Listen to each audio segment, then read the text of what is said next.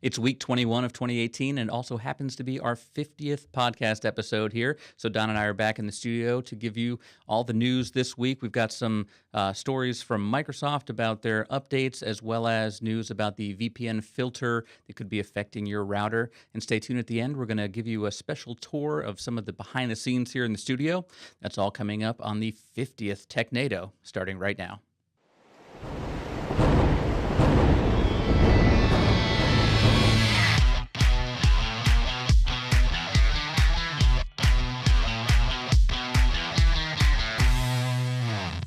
Hello and welcome to the Technado, and it's a very, very special Technado, and not just because we have Don and myself back together, got the dream team back after 2 weeks of the B team basically. Sometimes you have to see other people. Yeah, and it didn't work out. But this is our semi-centennial episode. Number 50 in the books. Congratulations, sir. You know, I feel like we've accomplished something. I didn't think we could create mediocre tech news 50 times in a row, and yet somehow we managed to achieve that goal. Yeah, it's all about setting attainable goals. And I think at this pace, there's nothing stopping us from 60. Absolutely. Yeah. We'll definitely make it to 51. Yeah. We'll see. So this is week 21 of 2018, and we've got quite a bit of news to get to, some strange things, strange topics this week. So let's go ahead and jump right on in. So this is actually an update from a story that was discussed last week when Wes and Don were here about how Windows was postponing rolling out some things, and it looks like they have now released Windows 10 build 17.134.81 with fixes. Rolls right off the tongue, doesn't it? It does. I like how they stopped giving them names. Like Vista. Well, this actually is what they're calling the April update. Okay. So I don't know why NeoWind didn't bother to put that name in there, at least in the title. Well, for my benefit. So this has the fixes for Intel and Toshiba solid-state drives. So this is important, I imagine, for people with those devices to go ahead and be able to update now. Yeah, the big spring update, a lot of people were excited about it. And last week we reported on this about how Microsoft actually had to pull back the update from people who had Intel and Toshiba SSDs. The main problem being that halfway through the update, the system would go to a black screen, and it wouldn't reboot, and it wouldn't give you any option to restore. You were just dead in the water, and if you had backups, you could restore, but otherwise you were just screwed, which is not exactly the upgrade experience that Microsoft tries to create. They try to screw you through other creative ways. So in this case, they finally did fix the bug. They've pushed out a new update, and now it's rolling again forward for Intel and Toshiba SSD owners. If you don't have an Intel or Toshiba SSD, then the update was moving along fine for you all along. I know, for me and my computer at home, I have a Samsung disk, so that one had already taken the update. But everybody else is getting it, and to my knowledge, I don't think the update's being withheld on any hardware platforms at this point, so it's all rolling forward again. Fantastic. Now, what do we look forward to? The May update? Yeah, the May banking holiday update. It's going to end up like the UK government, where they have really lame names for holidays. Hey, speaking of which, I'm sorry, but happy GDPR Day to you. Yeah, I didn't even get a chance to tell you. It's we're filming this earlier, but by now, all of you watching this, it's GDPR time, and I'm just getting word the entire internet has been fined billions of dollars, or pounds, I guess. I hung my stocking last night, and I have over 700 right to be forgotten notices in there already. So, so definitely exciting times. Yeah, from all the women I knew. It's amazing. Yeah, interesting. Speaking of SaaS, we've got this great article that you're pretty excited about, Don. I know this is on Computer World UK. Speaking of GDPR, OpenSaaS, it says Ubuntu Red Hat drama erupts at OpenStack. So essentially, what we've all been waiting for, the latest spinoff of the Real Housewives of open source, has reared its ugly head here. So what happened? Yeah, so a bunch of the various CEOs of Linux companies just got completely drunk and screamed at each other. It was crazy madness. Actually, it was I don't know. It was kind of exciting from a Linux enthusiast side, but there's several big Linux distributions that are out there. In the commercial space, though, there's really only a couple Linux distributions that operate. The biggest ones being Red Hat with Red Hat Enterprise Linux, or RHEL. And then there's a Canonical with their distribution called Ubuntu. You also have like SUSE Linux and a few others that are out there. For a company, if you're deploying Linux as a platform, you need to be able to get technical support. You need to have a company that stands behind that, and that limits the amount of products. You don't see a lot of companies rolling forward with CentOS and other distributions like that, just because there's no like corporate entity standing behind those platforms to ensure there's going to be support available.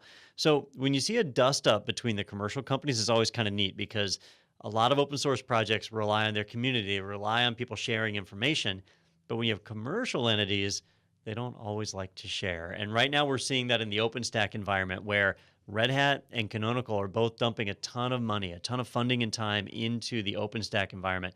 And so Mark Shuttleworth, he is the CEO of Canonical. He was up talking about Ubuntu and their investments in OpenStack. And one of the things he opened with at the very beginning was saying that Red Hat was kind of being held back, or holding people back, because they're so expensive. And someone in the audience actually yelled out, "Fact check," like, hey, you don't have any numbers to back that up. Because Ubuntu, I know most people think Ubuntu is completely free. Ubuntu is actually fairly expensive itself. That if you get the free version of Ubuntu, you can install it. It'll run fine. Even the server platform, it'll run fine. But if you have a problem, you can't call Canonical, right? They make money when you buy a support contract from them. And dollars for dollars, it ends up being about the same cost as Red Hat. And if you're using an OpenStack deployment, all of your virtual infrastructure is running on top of that platform, you definitely want that support to be available. So they got in a bit of a spat. The Red Hat team, I was really hoping for like some kind of like cutting, sarcastic return. And they just said, hey, different platforms operate different ways, and we're working to make the platform stable. They took the high road. Ugh, how dare they? It wasn't a missed opportunity. It wasn't like the T-Mobile ads, where the CEO is basically just saying, "Look, AT&T is crap. T-Mobile is awesome." It wasn't quite like that, but it was fun to see a little bit of ruffled feathers in that space, and we'll see what comes out of it. Maybe a fun rivalry. I love the Sprint ones where they basically say we're only 1% worse than these guys. The Sprint ones. Do you remember the commercial where the CEO, he's like walking through the park in the city, and you can tell he's got a $2,000 trench coat on, he's got a scarf, but he's trying to say, "I'm just like you guys. I walk through Central Park surrounded by security staff just like you guys, and I want a cell phone service that works just like you guys." And it totally alienated the target audience for the commercial. Yeah, that's good times. I do love that the new heckle now is basically to yell fake news, essentially, at whoever's on stage. It's worked. Well, you could do it. You could do it like in the political debates where you just stand there and go, "Wrong." Yeah. I like the British Parliament forum where you just kind of yell. Question day. Yeah. Question day is awesome. You just scream at each other. Yeah, that's the way it should always be. Maybe we'll try that format next week. I'll do that during the next story here. Except, oh wait, no, I don't know anything about this topic. MariaDB TX. Well, you don't really have to know about the topics, to heckle. That's the point of heckling. MariaDB TX 3.0 delivers first enterprise open source database to beat Oracle, Microsoft, and IBM. Which, that sounds like an easy task. Absolutely. So this should do it, right? It's like those three little foundling companies, Microsoft, Oracle, and IBM. So this article, I was kind of excited to see. This is on DevOps.com. MariaDB is an interesting database because of its history, right? Most people are familiar with MySQL, and you may or may not be familiar with MariaDB. MySQL is considered to be a free database, but it's actually controlled by Oracle. And you can do commercial support with it. So you can pay to have MySQL. It's controlled by Oracle. All the development is controlled by Oracle. And a few years ago, Oracle kind of ticked off the developer community. And so a good bit of that community broke off. MySQL was open source at the time. And so they said, we're going to take that source code, we're going to fork it, and we're going to create MariaDB. And they did. And so today you can run MariaDB or MySQL, you can run them side by side, and they're completely compatible with each other, right? So there's really not a big motivating factor to run one versus the other unless you want commercial support. Well, MariaDB is now introducing commercial support, and that's part of their MariaDB TX line. And with MariaDB TX 3.0, this is the first time they've really introduced new features that set it apart from MySQL, because otherwise you just said, hey, if I'm going to buy commercial support, I'll get it through Oracle and MySQL. It's a bigger company. They have more resources. Let's just do it that way. But MariaDB is starting to distance themselves from that and start to roll out some new features. It is big competition against somebody like Microsoft, where the Microsoft SQL Server is incredibly expensive. Oracle's actual database server, the Oracle iPlatform, that one is insanely expensive versus something like MariaDB TX, which is actually pretty cost effective. Any company can afford it. So pretty neat to see that. As far as the new features, they kind of highlight some of them. Easy temporal data processing. What that means is if you want to see how a table looks today and compare it to how the table looked a week ago or a month ago, in the past you had to do like snapshots and various row versioning, and it was a nightmare. Now that's built into the table system, so that's pretty cool. You can easily view trends and deleted data. You can pull that back. The feature they highlight is the perfect database every time. It just means you have various choices of your database format. Normally with MySQL, you had a choice between doing InnoDB and column store were kind of the two formats they used.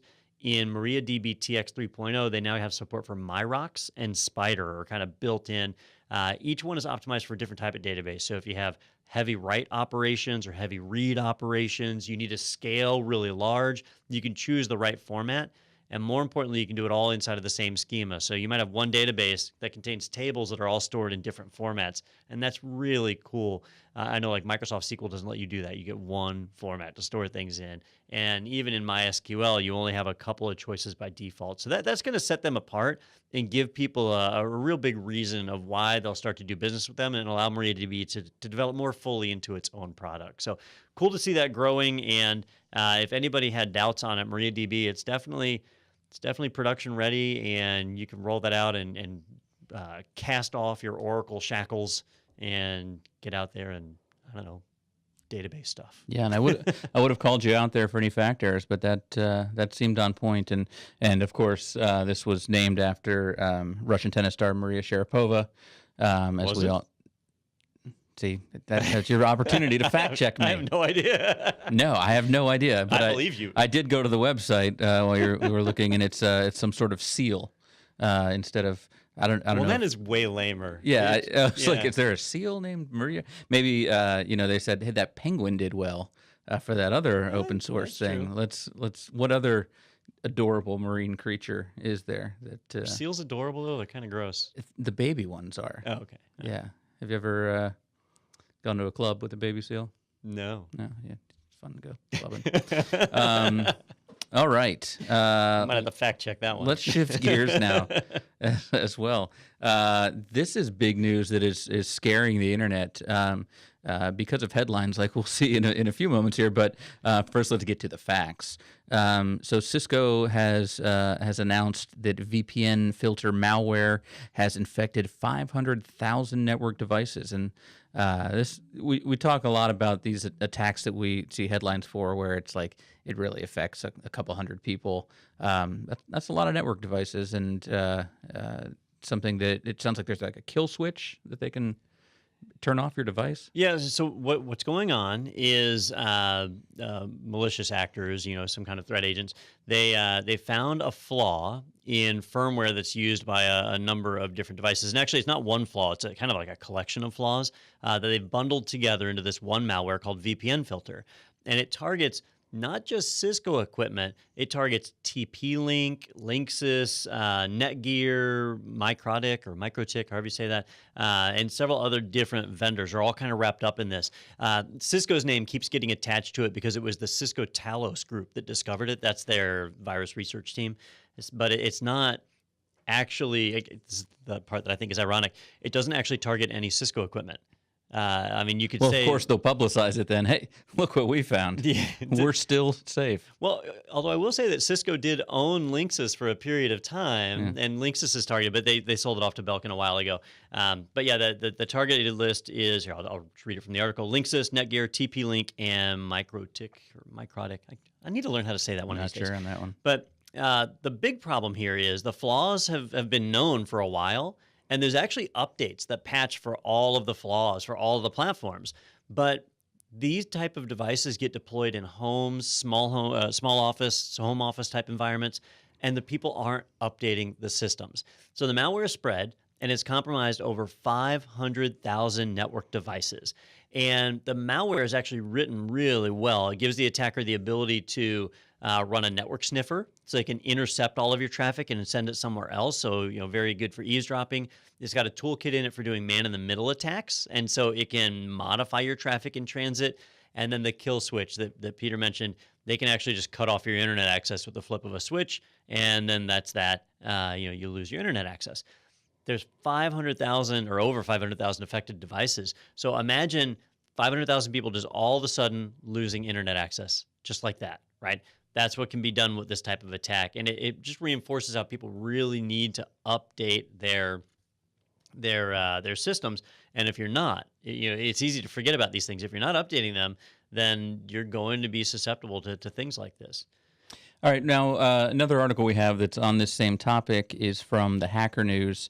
It's kind of a follow-up here that the FBI seizes control of a massive botnet that infected over 500,000 routers. So basically, it sounds like they went out and bought a domain that was referenced in the malware that they were targeting traffic through, and so by owning that domain, they can change what happens when people hit that site. So the Cisco Talos group, they're the ones who discovered this. They shared the information with the FBI before sharing it with the rest of us, right? Cisco just announced this yesterday morning, and that hey, we discovered this, but they had contacted the FBI prior.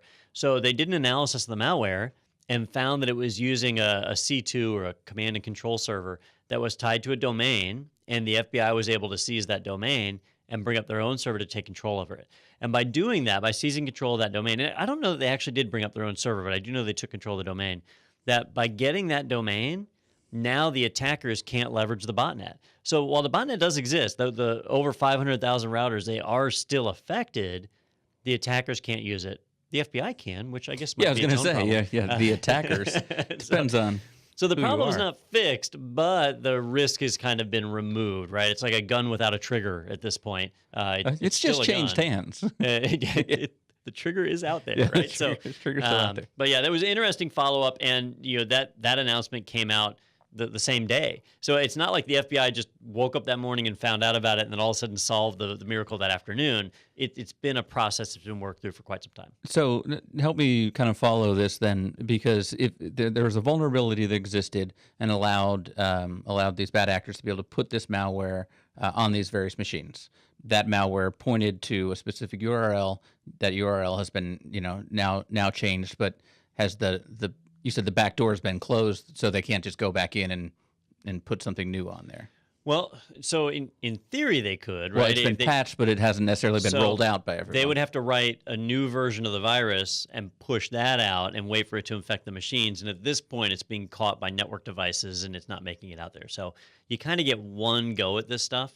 And you see this with a lot of malware where they hard-code a domain name in so that they can point it to servers and take control. And then they don't give some kind of backup. Like, okay, if you can't get to that server, move to this next one or whatever, or some way to update that automatically. And so they just get one shot. And in this case, at least, they've blown their one shot.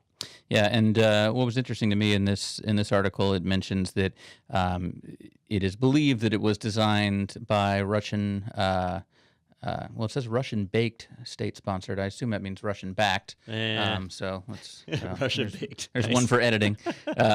So Russian-made baked goods, state-sponsored group, possible effort to cause havoc in Ukraine. Because just think, if you're able to turn off 500,000 devices and take away people's access to the internet, I mean, if you can't post to Instagram in the Ukraine, chaos ensues, martial law, and they greet their new overlords as saviors. I almost view it as being done a favor. Like, thank you for sparing me from Instagram. Wait, you're saying I don't have to go to work today? The internet's down? Yeah. All right, thank you. Yeah, but it was interesting. And this is a good example, though, of how there are a lot of agencies that are working to kind of stop this stuff, kind of cut it in its tracks. but something new will come out tomorrow. It's just such a rapidly changing world. And it's also a great example of what Don loves, which are just ridiculous clickbait headlines. And we've got one from Gizmodo on this story that just it checks all the boxes. Nation state hackers could self-destruct 500,000 routers, researchers warn. At least I'll give Gizmodo, they've got the editing down. That, nothing was Russian baked. But that's a little frightening. If I walk into a room and I flip the light switch, right, and turn the lights off, I didn't just self-destruct the lights, right? And that's really what they're saying. Yeah, here. you could still turn the lights back on. And you know what? If you reboot that router, I bet you its internet comes back on. Like that's all that takes. So this one, and 500,000 sounds way better than 500,000. So yeah, definitely a crafted headline. And just so you guys know, when we find news articles to talk about, sometimes it's a challenge for us because we have to find a reputable news source first off. That's hard sometimes. Sometimes it's the register.uk, and that's but then the second thing is to find one that hasn't sensationalized the headline. And so we normally skip over these, but this one was so ridiculous that I just had to bring that one up. It's and we'll typically try to actually click in the article and find the source that they're getting the source from and go right there. So we can kind of cut out that middleman. All right, so next up, sticking in this kind of security topic and wireless topic, actually, this article on TechCrunch that Comcast is, well, now it says update was, leaking the names and passwords of customers' wireless routers, which, I mean, you leak the name of your router anyway, don't you? You do, yeah. Well, let me give you a story here, and this is kind of like almost a worst case scenario. I hate it when the cable provider or fiber or whoever provides you with a wireless network, right? And the reason is they're not really doing it for your benefit. Like, oh, hey, Peter, I'm going to run cable high-speed internet into your house, and I'm going to give you a free wireless network. They're not doing it for you. They're doing it for the other customers. You just became a hotspot for any Comcast customer that's in that area. And in big cities, they'll have entire apartment buildings where you can walk through the whole building just jumping from Comcast hotspot to hotspot. And if you're a Comcast customer, you can use all of those networks. That's the idea, is that they're creating these really large networks by using you as kind of that one piece in that puzzle. Well, in Florida, there was a case several years ago about how there was a guy who was transmitting child pornography. And he was doing it by pulling his, it was a van, so now we get a vision of the cargo van. But it was a van that he would pull up to various people's houses that had unsecured wireless networks, and he would use their networks. And so when the FBI was tracking back the IP addresses, it was going to these random people. And so they were doing raids on houses, and there was nothing there. Yeah. And it took a while before they were finally to put the pieces together and find out about this van that they had sightings, and then they caught the guy. And so when you have a wireless network like this, if you're not the only one that controls it, then in theory, anybody could pull up in your front yard, or if you're in an apartment, they could be upstairs or downstairs, and they could jump onto that wireless network. Well, Comcast and the other providers, AT&T is really big into this. They say, well, it's protected because it's got a password. Not just any random person can jump on it. It would have to be one of our customers. And then if they have to have a password, then that's how we can track them. Well, unfortunately, the Comcast website had a flaw, and it was leaking the wireless names and the wireless passwords in plain text. That they had a field where you could go as the customer and say, oh, I wonder what my password is. And you could fill out this form and it would tell you. It was designed for if you just got service activated. Well, any attacker could go to that form and just start guessing values, and it would turn out what the password was. Like it was transmitting that in plain text. And that is a big problem, because now you could have somebody malicious who's able to jump on that network and you don't even know it. And now if they start doing illegal activity, it tracks back to your IP. And for that reason, for every internet connection I've had for the last, I don't know, probably 8 years, whenever I get a new connection running, the first thing I do is I disable their wireless. I bring up my own. I don't want wireless service provided by the provider. I want it provided by me, because I can control it and maintain that access, change the password, and so on. But that's me. You've got millions upon millions of parents, grandparents, non-technical people that they love having free Wi-Fi. It's part of their service. They pay for it. Why would they turn that off? And here's a great example where it kind of comes around to bite you. So Comcast did it, Comcast not known for the greatest customer experience. Although I used them out in Seattle, had no problems with them all, but I know a lot of people really, really dislike Comcast.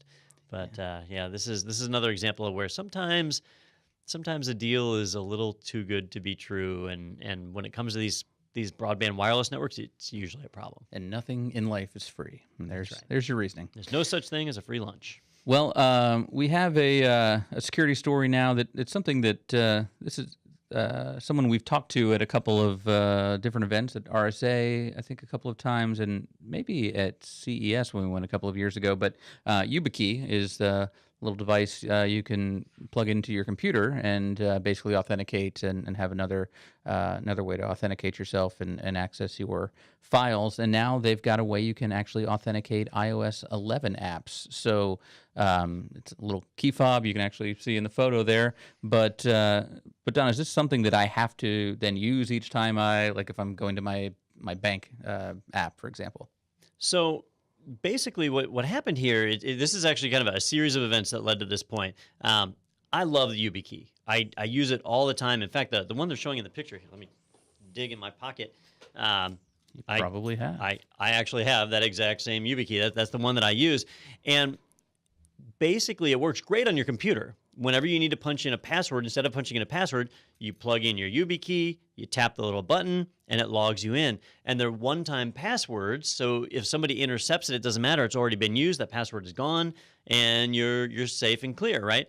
So really, really great system that's dependent on plugging into a USB port. Well, you don't have a USB port on your phone. Maybe you have like a on-the-go cable or something like that, but on the iPhone especially, you don't have that at all. You have a stupid lightning port. So you haven't been able to use the YubiKey on those phones. On Android phones, a lot of them have NFC connections.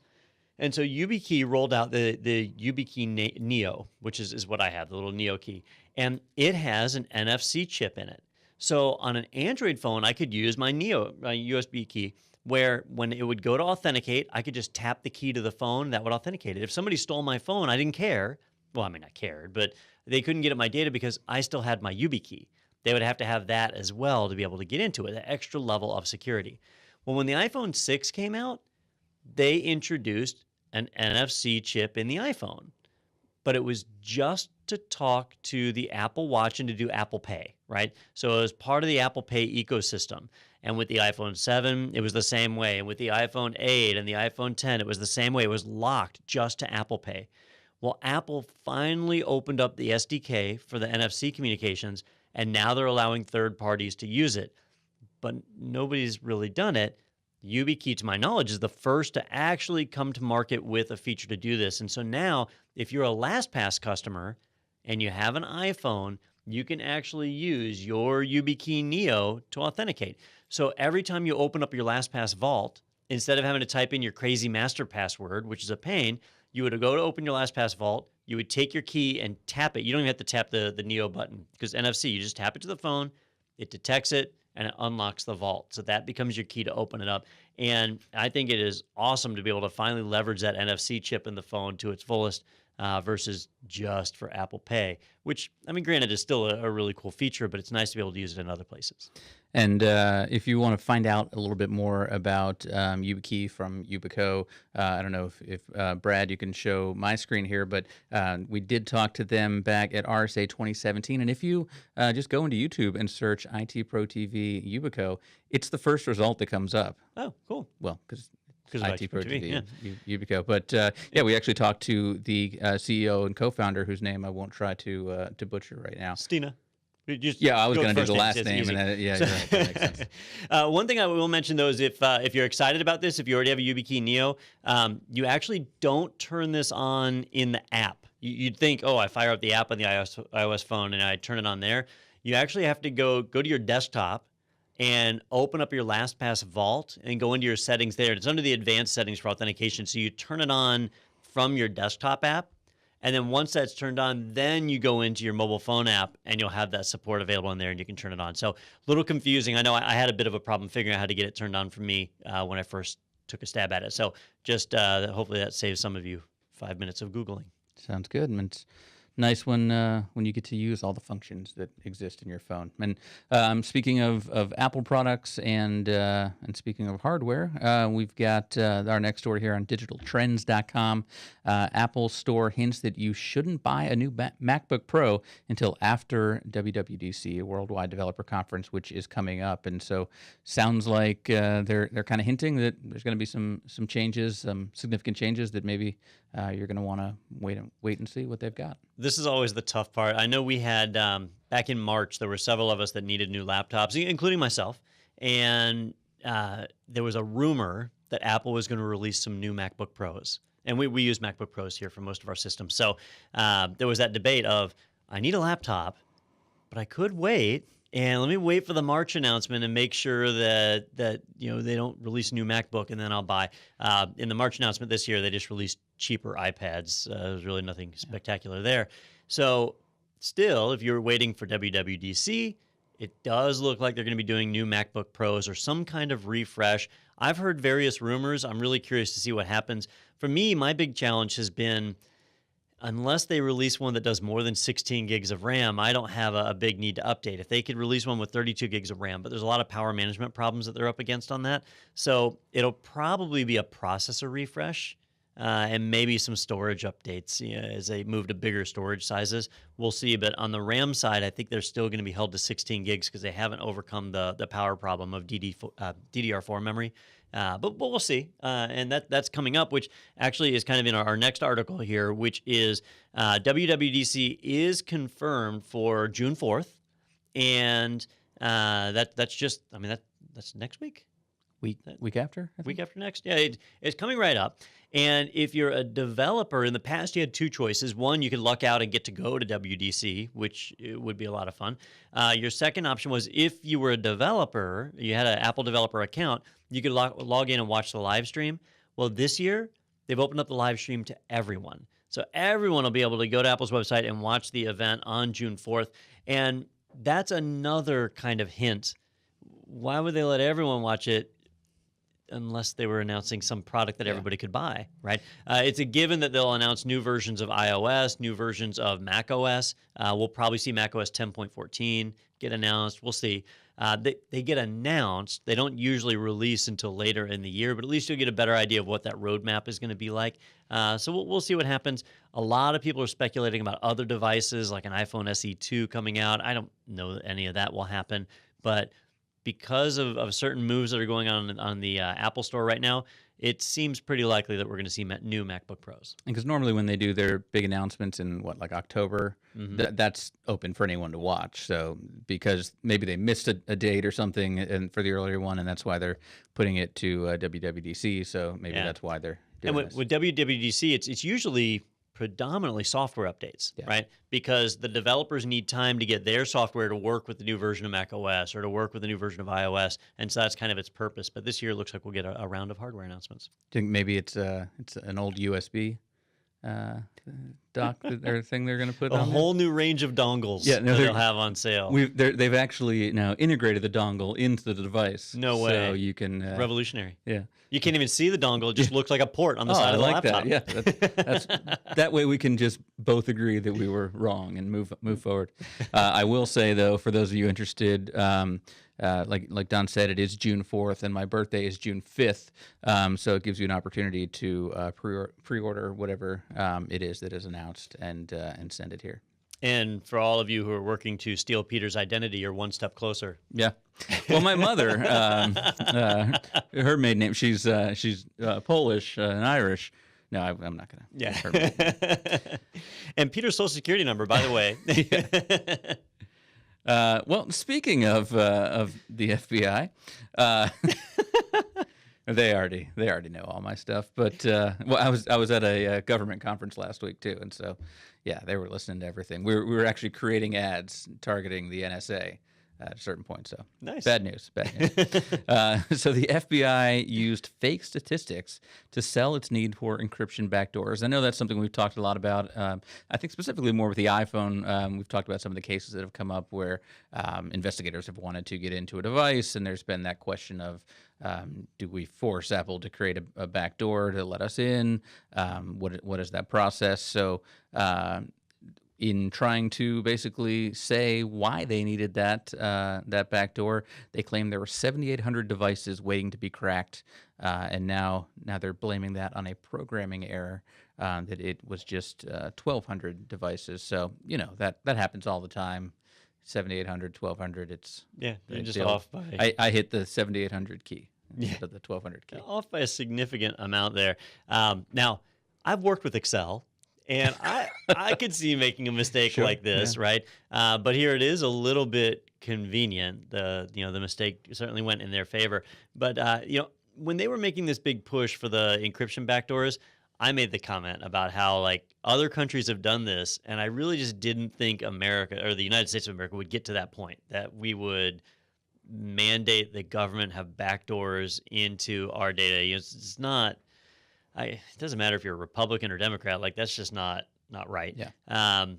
When they overstate numbers like this, not like twice as much or 3 times as much. I mean, this is 6 times the actual amount. That's pretty significant, and it shows how maybe they need some better Excel training, or maybe they're just trying really hard to get those back doors and doing whatever it can to push it through. We'll have to see on that one. Yeah, you think you would have just rounded and said thousands then or something? Thousands. Well, I guess it's not even thousands. It's 1,000 and a little bit more.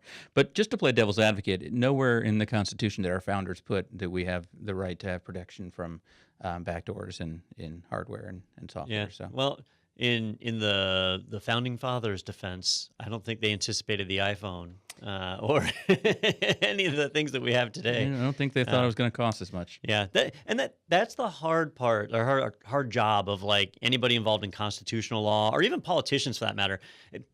Even if you hate politicians, they do have a really difficult job to juggle. That the founding fathers had a much simpler world that they were building rules around. And now we have to interpret and change and figure out what the spirit was and make decisions in areas that are very different than what they had back then. It's a weird world we live in, balancing safety and privacy like we are. And to just drive that point home further, we have our last story of the day. And do stay tuned, though. I know normally we end after this. We got something cool to show you after this, though. But our story that kind of has us scratching our head here from Gizmodo. Florida police allegedly crash funeral home to unlock phone with slain man's fingerprints. So during the course of investigation, they weren't able to get all the information they needed from this gentleman's phone. So they thought, let's go to the funeral parlor. He's still got his thumbs. Apparently, though, it didn't work.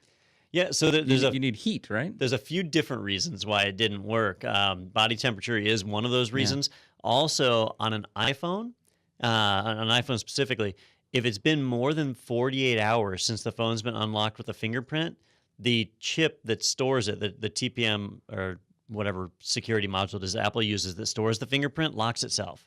And so if you haven't unlocked with a fingerprint in 48 hours, you have to punch in your PIN number as well. So the dead body trick works right away if you're in a hurry. I mean, not that I would know.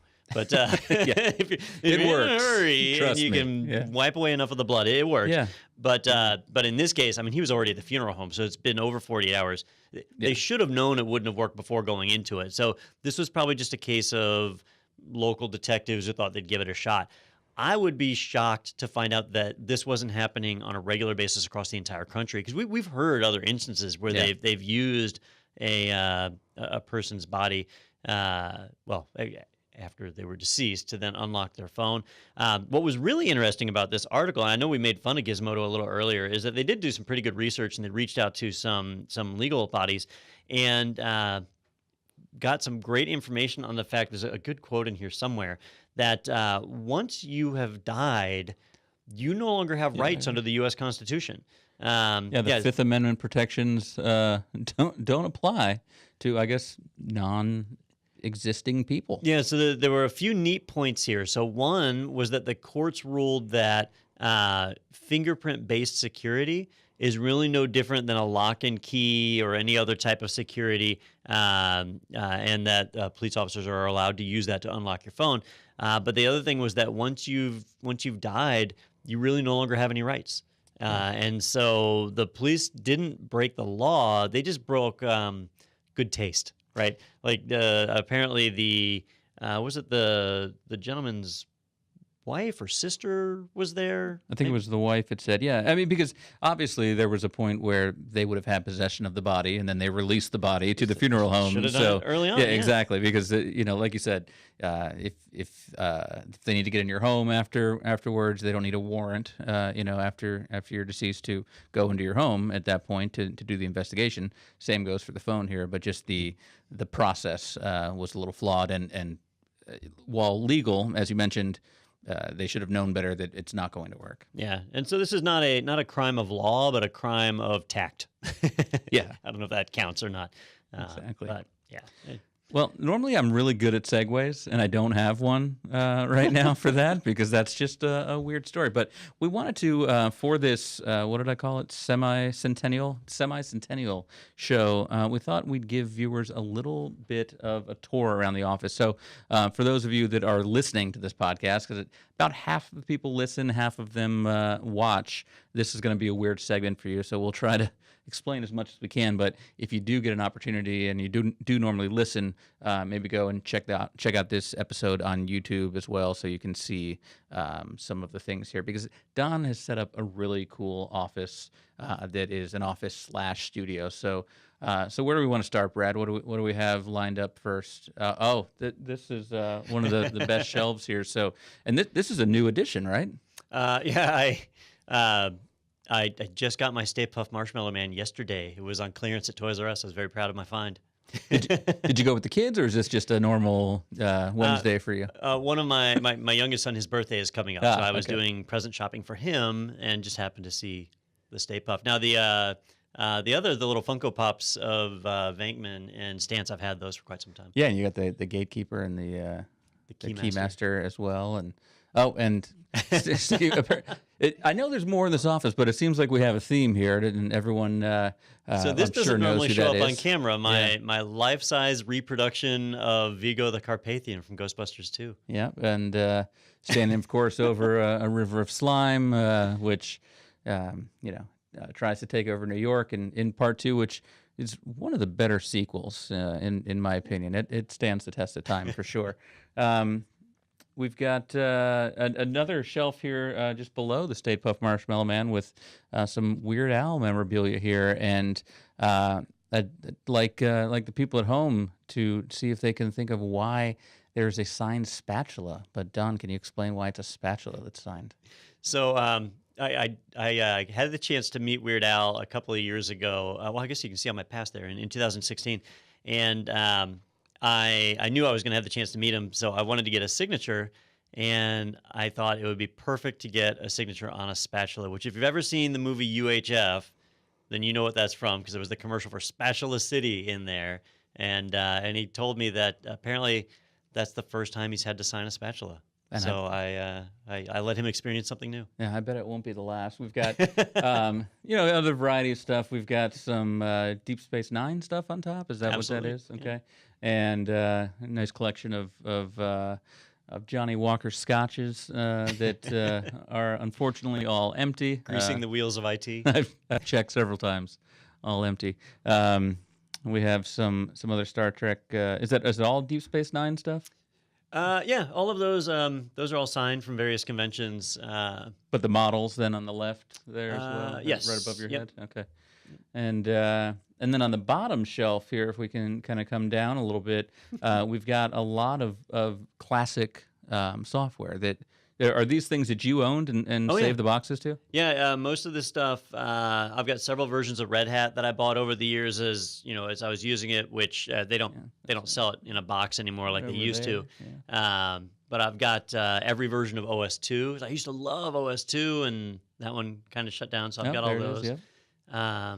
And your favorite, you were saying, is up on the shelf by the Rubik's Cubes. I know we're making Brad do overtime over here, but you have a boxed copy of Microsoft Bob. Yeah, and that one will kind of separate the young from the old on this one.